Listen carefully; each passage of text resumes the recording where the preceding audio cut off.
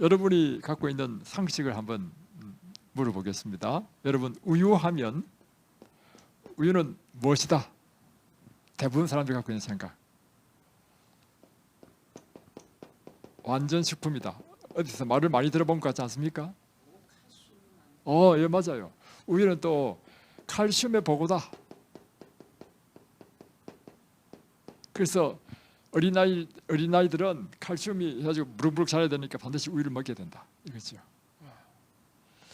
그리고 또, 그래서 이제 여기는 풍부한 또 단백질이 있습니다. 예, 풍부한 단백질. 그래서 이와 같은 이유로 인해서 청소년은 반드시 들어야 돼. 반드시 우유를 마셔야 된다. 이것이 일반적으로 갖고 있는 사람들의 생각이죠. 그런데 이 모든 생각은 다 잘못됐습니다. 오히려 우유를 먹으면요 뼈가 약해집니다. 특별히 이 나이 드신 분이 우유를 드시면요 골다공증 걸립니다. 왜 그런지 아십니까? 우유에 인이 많아요. 황이 많거든요. 인이 칼슘 흡수를 방해합니다. 그리고 우유가 풍부한 단백질은 많은데요. 이것이 우유는 우리 몸에 흡수가 안 됩니다. 특별히 동양 사람들. 그래서 유당 불내증이라 하는데 그 흡수가 안 되는 것 때문에 우유를 마시면 흡수 안 되는 단백질이 우리 몸에 오히려 독이 된다는 것입니다. 그래서 우유와 관계되는 것이 우유, 또 뭐죠? 치즈, 다 우유 제품이죠. 버터, 생크림, 예, 다음 요구르트, 예, 맞습니다. 사람들이 참 많이 먹죠. 좋아하죠. 그래서 아이들이 먹는 과자에는요 거의 대부분이 우유가 들어 있습니다. 왜냐하면 우유가 들어가야 맛이 있거든요. 그리고 생일 되면 반드시 먹는 게 있죠. 예, 케이크. 여름 되면 또 반드시 아이들이 좋아하는 게 있죠. 아이스크림. 이 모든 것들은 우유 제품인데요. 이 우유 제품은 건강에 좋은 것이 아니고 해롭습니다. 예, 모든 거 먹으면 안 됩니다. 예. 자, 이거 한번 보겠습니다. 예, 바로 그래요. 예, 뭐 아이스크림 봐봐요. 아이스크림 얼마나. 그리고 이 우유 제품 가운데 이거부터 이야기해봐야 되겠네요. 가장 나쁜 우유 제품이 뭔지 아십니까?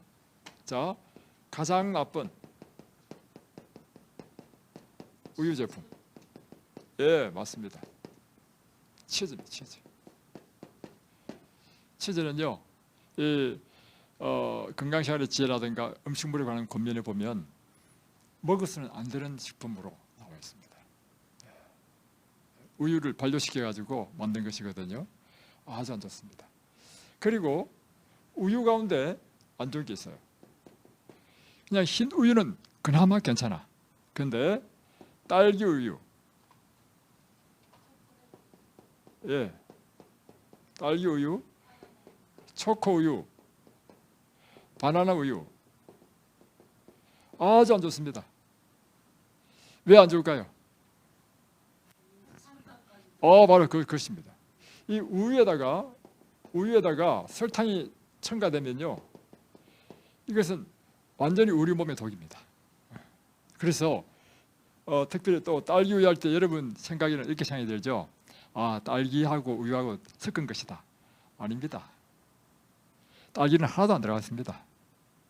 딸기 향이 나는 화학약품 넣고 색깔 나는 착색제 넣고 그리고 설탕 넣습니다. 그러니까 달달하잖아요. 그러니까 사람들이 초코 우유, 바나나 우유 다 마찬가지입니다. 달달해서 초코 우유는 초코 들어갈 수 있겠죠. 그러나 바나나 우유도 바나나 안 들어갑니다. 향과 색깔만 넣습니다. 그럴 때 이것은 우리가 먹으면 치명적입니다.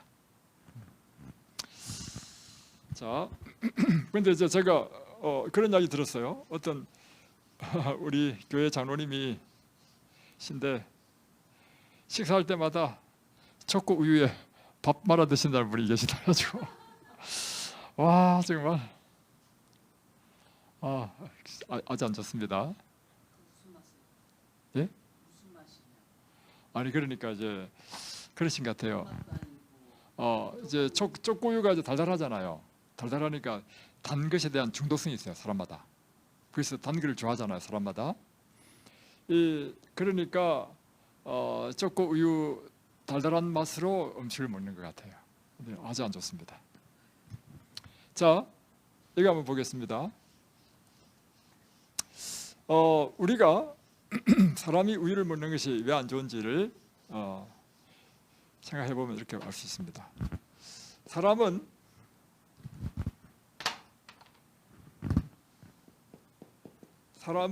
생후 태어나서 며칠 만에 몸무게가 2배가 될까요? 사람은 120일입니다. 그러니까 4달이 걸립니다. 4달. 그런데 말은요, 태어나면서 며칠 만에 몸무게 2배 되는지 아십니까? 60일입니다. 다 뛰어넘어가지고, 그러면 쥐는 태어나가지고 며칠 만에 몸무게 2배 되는지 아십니까? 4.5일이에요. 자, 왜 그런가?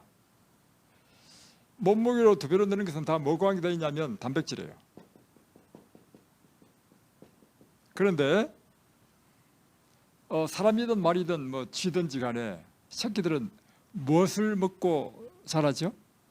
젖을 먹죠. 그래서 엄미의 유즙을 먹고 자란단 말이에요. 그래서 유즙에 포함된 단백질 이 얼마인가 이걸 하면 검사를 해봤어요. 그러니까 그램 per 밀리리터 1 데시리터로 데시리터 1 데시리터에 몇 그램의 단백질이 포함되어 있는가 보니까 사람은요 1.2g 밖에 안 됩니다. 근데 말은요 2.4g이에요. 자 보세요. 단백질 양이 사람보다 그 유즙, 어미의 젖에 단백질 양이 2배나 더 많죠. 그러니까 120일 걸린 게 딱 반밖에 안 되는 60일 만에 딱 2배 되죠. 그러면 쥐는 얼마인지 아십니까? 쥐는 무려 11.8g이에요. 엄청 많죠. 그러니까 유즙에 포함된 단백질의 양에 비례해서 4.5일이면 몸무게가 2배가 되는 거예요. 자, 그러면 이렇게 사람들이 왜 옛날에 아기들을 일부러 젖 대신에 우유를 먹일 때 있었습니다. 옛날에. 자, 소를 이야기해 줘야 되겠다. 이 소가 빠졌네. 소는요 며칠 만에 2배 되느냐면 47일 만에 2배가 됩니다. 근데 소의 이 단백질은 얼마냐면 3.3이에요. 그러니까 사람의 3배는 안 되지만 2몇 배 되죠. 그러니까 빠르게 성장한단 말이에요. 그래서 사람들이 어떻게 생각했냐면 애를 낳아가지고 이 애가 빨리 자라고 싶어.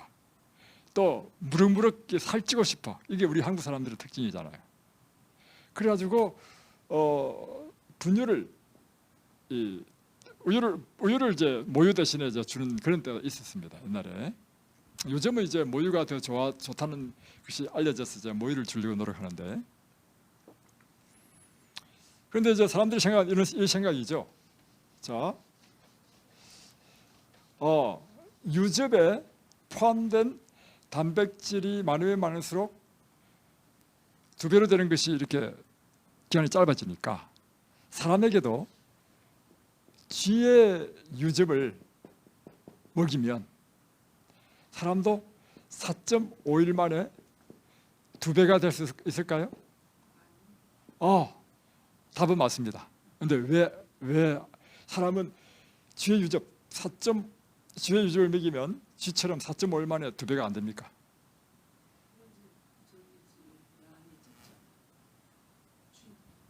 쥐의 위와 짐승의 유야 다 크기가 다르. 아니 그러니까 양은 우리 사람이 먹는 양만큼 지 유집을 준단 말이에요. 이럴 경우에 바로 그거예요. 사람은요 무엇이 결정하냐면 유전자 결정해요. 유전자. 사람의 유전자에는요 120일 돼야 2배로 되도록 되어 있습니다. 그래서 사람의 모유를 주면 아주 정상적으로 잘 발육하는데 아무런 이상이 없고 건강히 잘 발육하는데 이렇게 단백질 양을 높은 것 소의 우유를 주든지 뭐 쥐의 유즙을 주든지 간에 이렇게 고단백을 주잖아요. 그러면 이 유전자 때문에요 성장에 필요한 만큼만 단백질을 딱 섭취하고 나머지는 다 버립니다. 근데 버리는데 문제는 이게 중요해요. 잉여의 단백질은 뭐냐? 이게 다 독이 되는 거예요. 그래서 이것이 뭐냐면 질병을 일으켜. 그래서 여러분 단백질이 중요하다 하고 중요하기 때문에 많이 먹어야 된다. 그건 아닙니다. 예를 들면 바이타민 중요하죠. 미네랄 중요하죠. 그러나 바이타민과 미네랄은 중요하지만 반드시 많이 먹으면 안 됩니다. 예를 들면 수용성 비타민 같은 경우에는 많이 먹어도 비타민 C 같은 경우에는 수용성이거든요. 물에 녹는단 말이에요. 이럴 경우에는 우리가 많이 먹어도 필요 없는 것은 다 배설돼 버립니다. 그런데 비타민 D, 비타민 E 같은 것은 지용성이래요. 지용성. 기름에 녹는 거란 말이에요. 그래서 비타민 D와 비타민 E를 음식에서 우리가 섭취를 하게 되면 음식은 우리 몸에서 컨트롤합니다. 그러니까 잉여에 남는 비타민 D나 비타민 E는 다른 형태로 보관하든지 우리 몸에 해를 주지 않는 방향으로 불필요하면 배설하든지 이렇게 한단 말이에요. 그런데 이거를 알약으로 영양제로 비타민제로 알약으로 먹잖아요. 알약으로 먹으면 과량의 비타민 D, 남는 D, 또 과량의 비타민 E는요 독이 됩니다. 그래서 똑같은 영양분도요 음식으로 섭취하는 거하고 약으로 섭취하는 것은 우리 몸에 일으키는 반응은 천지차이입니다.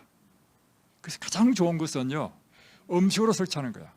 음식으로 섭취할 경우에는 많이 섭취한다 하더라도 우리 몸에서 그걸 다 컨트롤해.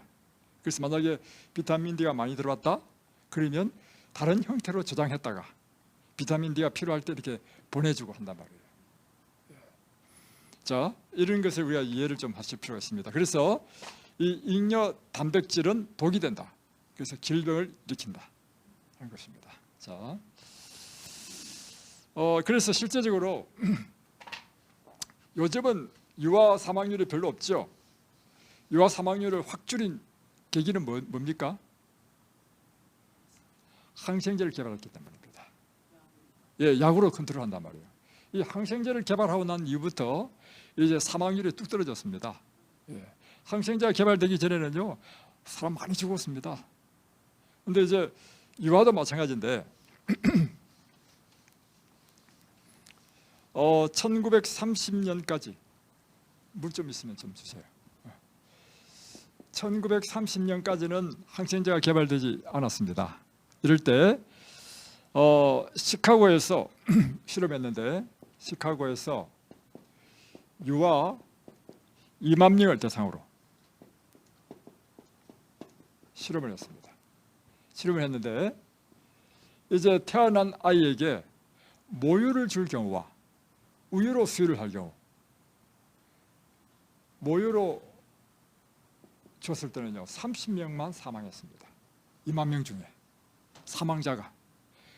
우유를 줄 때는요 몇 명이 사망했냐면 1694명이 사망했습니다. 2만 명 중에. 그러니까 비율로 본다면 이거는 0.015%고 이거는 0.847% 되는 거죠. 그러니까 엄청난 차이죠.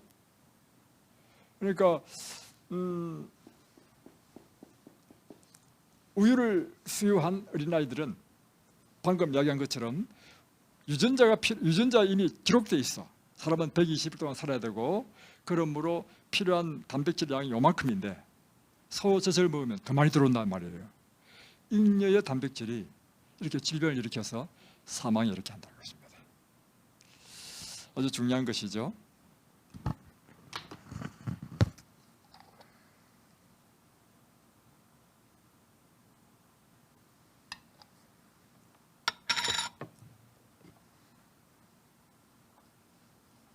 자, 그러면 우리 기사님은 자녀를 키울 때 모유를 우유 줬어요. 우유셨어요. 그 당시에 왜 우유를 주셨죠? 왜 모유를 안 주시고 우유를 주셨어요? 모유 줬다고. 모유, 예, 맞아. 옛날 분들은 마이크를 대고 해야지. 옛날 분들은요 거의 다 모유 줬습니다. 수유할 때 애들 뭘 줬나요?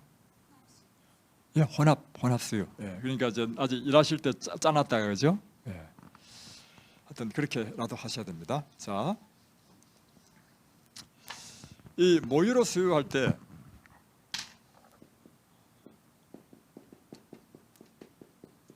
모유 수유의 장점. 첫 번째, 어머니의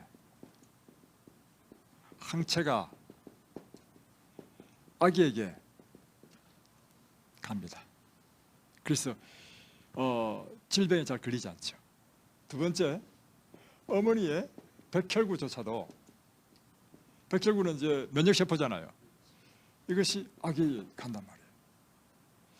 다음에 세 번째, 모유에는요 균이 없다는 것입니다. 굉장히 중요해요. 보십시오. 나중에 이제 제가 설명하겠는데 우유는요 특등품이 1ml에 25,000마리의 세균 이하면은 특등품이에요. 근데 한국에서는 1ml에 10만 마리야, 10만 마리. 이것이 1등품이고 3만 마리가 있으면 특등품이야. 보십시오. 우유를 먹이면 지금 세균이 지금 뭐 10만 마리, 3만 마리 들어간단 말이에요. 그래서 1ml에. 근데 어머니의 모유에는 균이 없다는 거예요. 똑같이요. 예. 우유를 말린 게 분유니까. 그래서 우유를 먹는 아이들은요 모유를 먹는 아이에 비해서 설사를 자주 합니다. 장 트러블이 있고 그리고 귀 감염이 잘 된다는 것입니다. 그래서 연구해 보니까 80%나 설사를 자주 하고 70%나 귀 감염이 잘 된다. 다음에 칼슘 흡수율에 있어서도 자 모유에 있는 칼슘 흡수는요 아주 잘 된다는 것입니다. 근데 우유에는 칼슘이 많지만 칼슘을 방해하는 인 때문에 칼슘이 흡수가 잘 안 된대. 그래서 오히려 칼슘 흡수도 모유를 먹는 아이들이 더 뼈가 튼튼하고 잘 자란다. 이렇게 보는 것입니다. 자, 결정적인 것은 이것입니다. 저는 이야기를 실제적으로 제가 분당에 있을 때 우리 배지밀이 어떤 회사인지 알죠? 두유.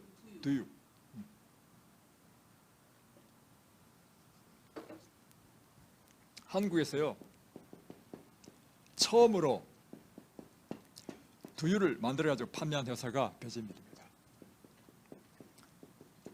우리는 삼육 두유가 있죠, 그죠? 그 이후에 만들어진 거고.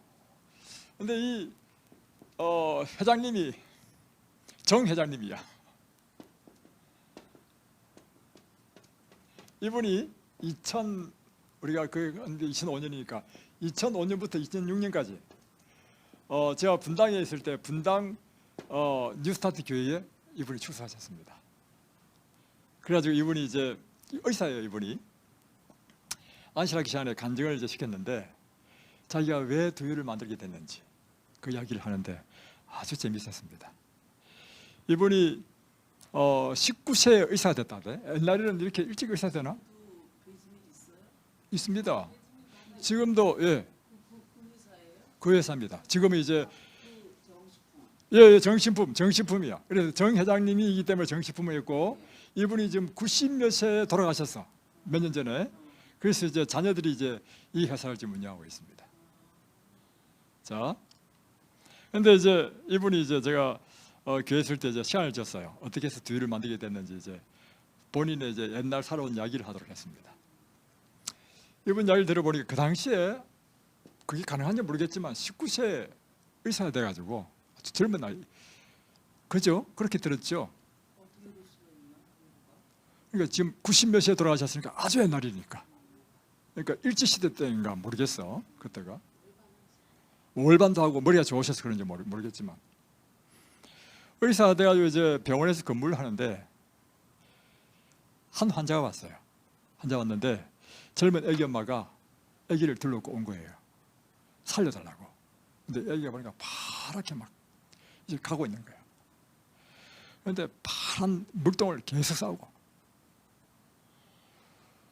그래가지고 보니까 엄마 모유만 먹으면 물동을 싸.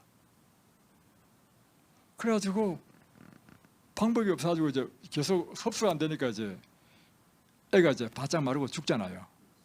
그래서 얘를 살려달라고 왔는데 그 당시에 의학 기술로는 살릴 수 있는 방법이 없었어요.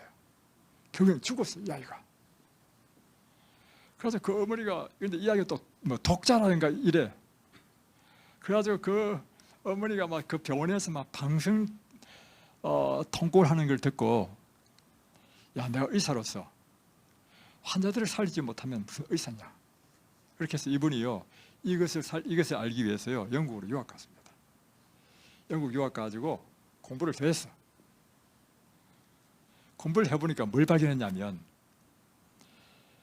우리 아시아계 사람에게는요 우유를 먹으면 이 우유가 우리 위에 들어가고 다음에 장으로 할 때 이제 위에서는 단백질이 흡수돼야 되고 다음에 장에서는 흡수되지 않은 지방, 단백질 다 흡수하거든요.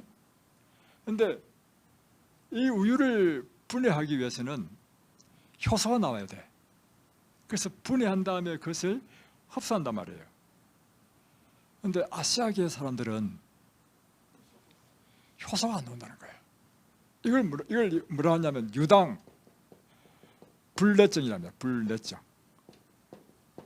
유당은 우유의 당을 의미하는 거예요. 그런데 나라마다 쭉 검토해 보니까 이 축산업을 가장 많이 한 나라가 덴마크죠. 덴마크는요 2%만 유당불내증 환자가 있고 98%가 유당을 다 분해하는 효소가 나와. 그래서 나라의 인종마다 다 다른데 특별히 아시아계 사람은요 거의 이 유당불내증이 막 90% 이상이야. 그러니까 아시아 사람들은 뭘 먹으면 안 된다는 거예요. 우유를 먹으면 안 되는 거예요. 그런데 그뿐만 아니라 자, 더 이제 인상적인 보고는 이것입니다. 그러면 유당불내증이 나오는 덴마크 사람들은 우유를 먹고 건강한가? 아니라고 하는 것입니다. 그게 뭐냐면 자 보세요. 이거는 이제 유당 분해 능력 이제 100%라고 한다면 뭐 10, 20 이렇게 쭉 나오겠죠, 그죠? 아시아계 사람은 다 여기 다 지키겠죠. 덴마크 사람, 핀란드 사람 이런 사람이 지킵니다. 그런데 이거는 뭐냐면 인구 10만 명당 유방암으로 사망하는 사람 수입니다. 그런데 10만 명당 30명 제일 높고요. 뭐 10명, 20명 이렇게 하십시다. 유방암으로 사망한 제일 많은 나라가 어느 나라냐면 유당분해를 잘 자라는 덴마크 사람이에요. 그리고 유당을 분해하는 나라들 순서대로 유방암 환자가 더 많아. 이것은 무엇을 의미하냐면 비록 우리 몸에서 우유가 소화돼서 흡수된다 할지라도 우유 자체가 암과 관계있다는 것입니다. 암과.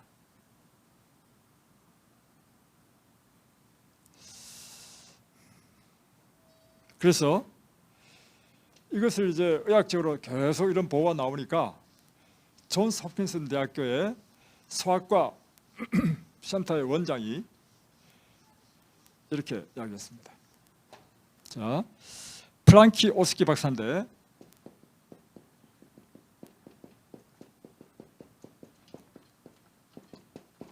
존스 홉킨슨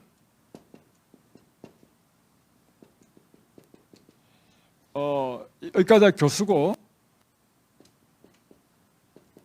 또 소아과 병원 원장입니다. 존스 홉킨슨 병원의 소아과 원장, 다음에 소아과 학회지 편집장,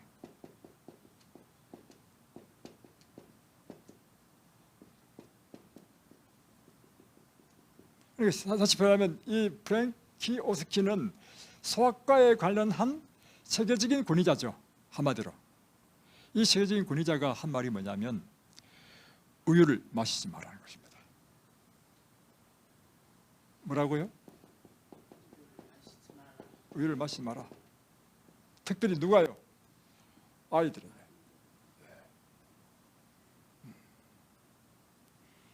그래서 이제 이 우유를 마시게 될 때 일어나는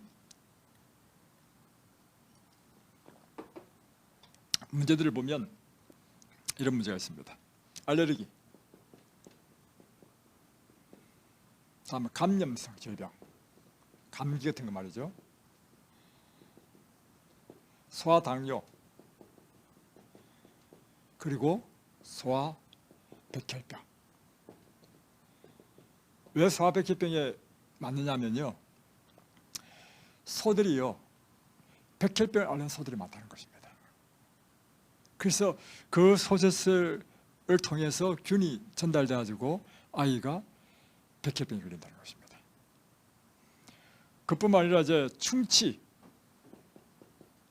그러니까 우유를 많이 마시면 마실수록 뼈를 튼튼하게 해주는 것이 아니라 뼈가 약해지니까 충치가 많이 생기는 거예요. 다음에 여드름 등등. 다음에 이건 이제 소아의 경우에 그렇고, 성인이 우유를 마실 때 어떤 일이 나는가? 성인의 경우에는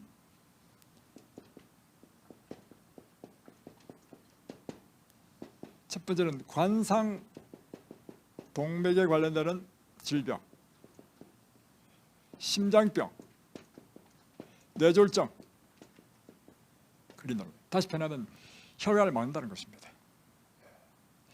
두 번째는 암이야, 암. 특별히 유방암, 전리선암, 그리고 난소암.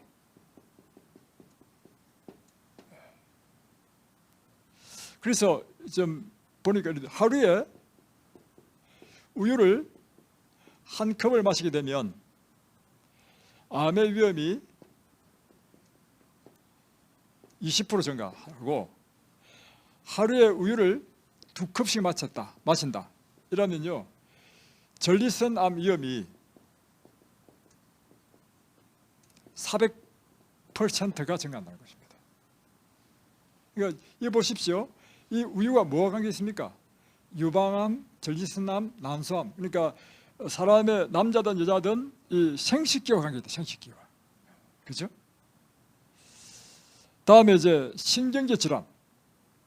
예를 들면 루게릭 병이라든가 이런 것. 또 알레르기. 다음에 소화기기. 소화에 문제가 있다는 것입니다. 또 하나는 감염성 질병. 감기라든가 이런 질병이 잘 걸린다는 것입니다. 자, 이제 암과 세균에 대한 이제 것을 한번 보여드리겠습니다. 아까 잠깐 설명했지만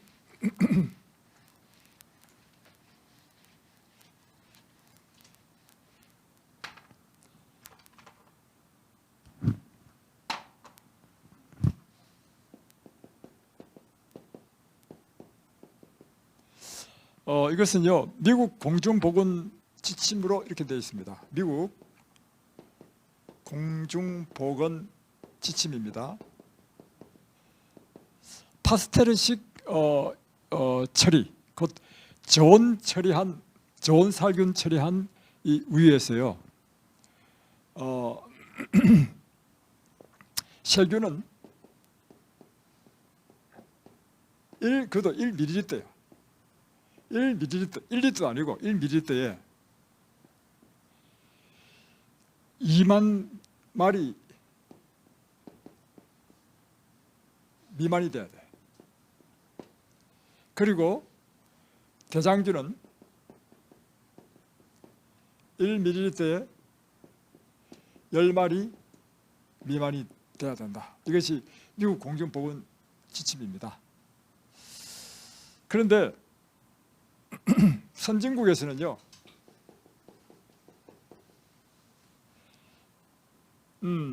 1ml에 세균이 2만에서 2만 5천 마리가 있으면 이것은 1등급 우유가 되는 거예요. 1등급 우유. 그런데 한국에서는 아까 이야기한 것처럼 1ml에 세균이 몇 마리냐면 10만 마리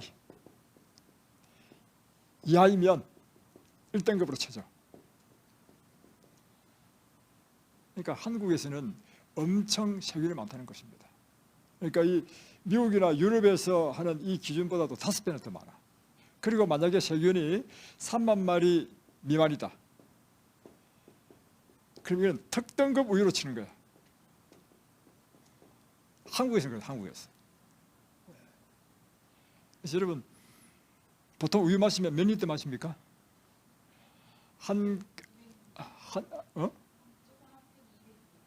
예, 보통 한 250 마신다 하십시다. 200 할까요? 200. 예, 200 합시다. 그러면 200. 200ml 마시면 우리 한국의 1등급 우유를 마신다. 곱하기 10만 마리. 몇 개예요? 그러면 와, 2천만 마리. 여러분이 우유 한 팩만 마시면 2천만 마리의 세균을 먹는 겁니다. 이렇게 드시겠습니까? 보관을 온도를 1도만 올려면 분수는 급속하다. 그러니까 자매님의 질병은요 유제품을 좋아하는 것입니다. 이걸 그래가지고 모든 문제를 다 일으키는 것입니다. 그래서 이번에 확실하게 유제품에 대해서는 완전히 끊으십시오. 자, 여러분이 이제 아침 식사에서 우유를 마시게 되면 무엇을 먹는지 이제 가르쳐 드리겠습니다.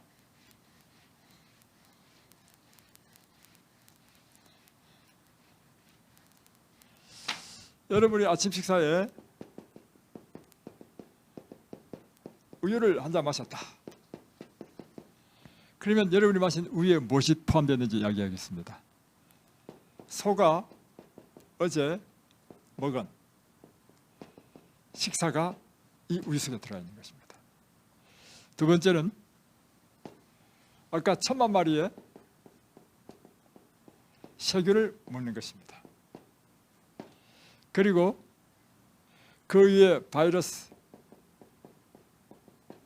그리고 프리온. 프리온은 광우병, 프리온이라죠. 프리온.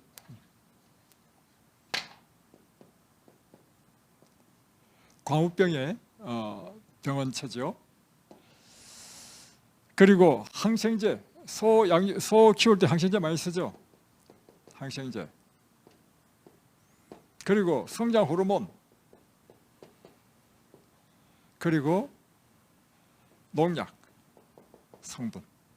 왜냐하면 소가 뜯어먹는 그 풀들이 다 요즘 농사지으면서 약을 다 치잖아요. 이것이 여러분이 우유 한 잔 마실 때 이것이 다 들어가는 것입니다.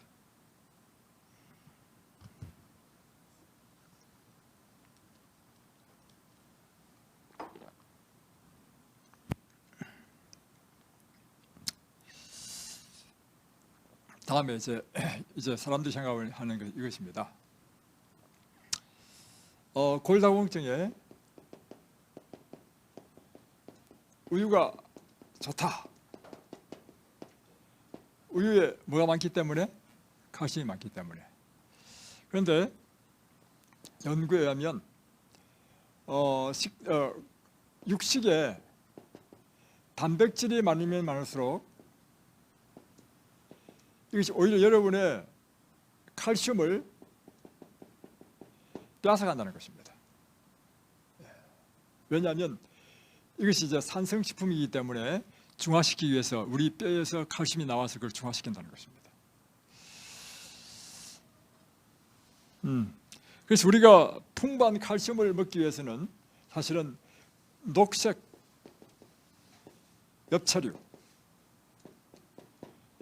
뭐 예를 들면 시금치라든가 케일이라든가 이런 것들을 풍부하게 먹으면 가장 좋은 우리가 칼슘을 섭취할 수 있다는 것입니다. 엘렌 G 화이트는 이렇게 이야기하고 있습니다. 식사를 정진적으로 기억하라. 우유와 버터 없이 음식을 준비하도록 사람들을 가르치라. 사람들 사이에 사악함이 증가함에 따라 동물의 질병도 증가하기 때문에 달걀, 우유, 크림, 버터 등을 사용하는 것이 안전하지 못할 때가 곧 올 것이다. 지금 이 시대가 그런 시대 아닌가요? 달걀, 우유, 크림, 버터를 사용하기에는 이제는 위험한 시대가 왔습니다. 이제 프랭키 오스키 박사는 이렇게 제안합니다. 여러분에게 제안합니다. 용감하게 결정하라. 그것은 여러분과 여러분의 가족의 건강에 훨씬 유익할 것이다. 각종 두유와 견과류, 다른 식물성 우유 대체품을 사서 우유 없이 새로운 식사 습관을 기억하라. 그래서 오늘 이 이든밸리에서 여러분이 지금 훈련받고 배우는 것이 뭐냐면 우유, 계란까지도 포함해서 육식, 생선 없는 완전한 채식으로 건강한 식단을 우리가 먹고 또 배우는 그런 시간들이 바로 이든밸리에서의 여러분의 시간이라고 봅니다. 결심하시기 바랍니다. 특별히 우리 자매님, 자매님은 유제품을 너무 좋아하신답니다. 그래가지고 지금 병이 너무 심각해. 충치도요, 이빨 아픈 것도 다 유제품, 이 우유 제품과 관계되는 것입니다. 이빨이 지금 다 썩었어. 자, 오늘은 요만큼만 하겠습니다. 기도하고 마치겠습니다. 하늘에 계신 우리 아버지, 오늘 특별히 우유와 유제품에 대한 위험에 대하여 우리가 함께 보았습니다. 정말 이 시대는 우유와 계란까지도 우리의 식탁에서 제거해야 될 그런 시대가 왔습니다. 당신의 백성을 하나님께서 귀하게 여기셔서 이와 같은 건강 기회를 주셔서 우리에게 질병에 걸리지 않고 건강한 삶을 살도록 보호해 주신 하나님에 감사드리오며 이 말씀에 따라 우리가 순종할 수 있도록 도와주옵소서. 예수님의 이름으로 기도드립니다. 아멘.